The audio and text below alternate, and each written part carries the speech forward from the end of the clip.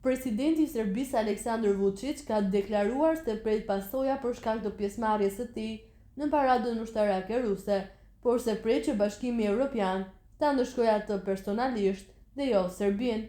Jam i bindur se Serbia do të mbetet në rrugën evropiane.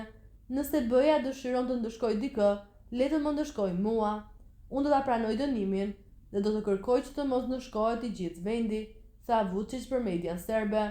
Vučić mbërriti sot në Moskë përmes Bullgarisë, Turqisë dhe Azerbajxhanit, pasi Letonia dhe Lituania nuk i lejuan kalimin e avionit të tij mbi territoret e tyre. Udhëtuan përmes Bullgarisë, Turqisë dhe Azerbajxhanit dhe kur na u lejua korridori, vazhduan rrugën.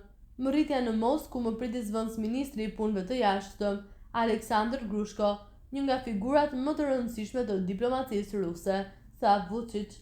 Ai shtoi se disa anëtarë të qeverisë serbe i kishin sugjeruar masa reciproke ndaj Letonisë dhe Lituanisë, por sa ishte kundër një veprimi të tillë. Presidenti serb theksoi gjithashtu se është krenar që si president i një vendi, populli i cilit lufton kundër fashizmit do të marrë pjesë në paradën ushtarake me rastin e 80 vjetorit të fitores në luftën e dytë botërore.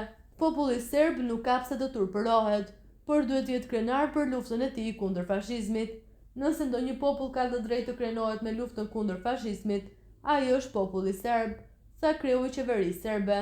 Ai shtoi se nesër do takohet me patriarkun rus, Kirill, të cilin do t'i dorëzojë një dekorat, si dhe me presidentin e Kazakistanit, Zhomar Takojev, ndërsa të premten pas paradës, fillimisht me presidentin e Kinës, Xi Jinping, dhe më pas me presidentin e Rusisë, Vladimir Putin. Vučić deklaroi se me Putin do të diskutoj për një marrëveshje të re për gazin natyror dhe për industrinë e naftës së Serbisë, ndaj së cilës Shtetet e Bashkuara kanë vendosur sanksione për shkak të pronësisë së saj ruse, si dhe bashkëpunimin politik në nivelin ndërkombëtar.